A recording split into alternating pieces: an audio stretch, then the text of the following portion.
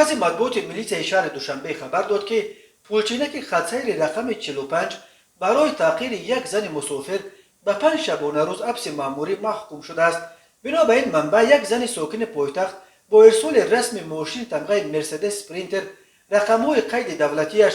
9538 تا 01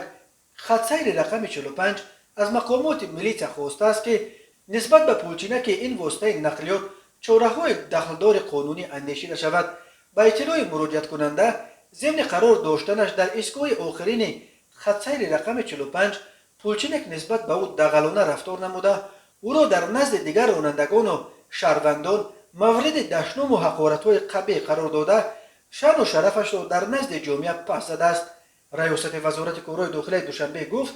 در دایره سنجش معاین کرده شد که پولچینک автомашین مذکور شهروند امام قلف محمد رسول سال تولدش 1982 استقامت کننده نویه رودکی شهرک سامانیان بوده عمل صادر نمودهش را تصدیق و از کردار ضد حقوقی صادر نمودهش اظهار پشیمانی نمود. وابسته به این حالت نسبت به پولچینک امام قلف پروتکل حقوق ویرانکنی مأموری ترتیب داده شده در اساس قرار دادگاه نسبتش جزا در نمود حبس مأموری به مهلت 5 شبانه روز تعیین کرده شد. ریاست وزارت کارهای داخلی دوشنبه میگوید نوابسته از چاره‌های اندیشیده شده مقامات ملیسیای شهر دوشنبه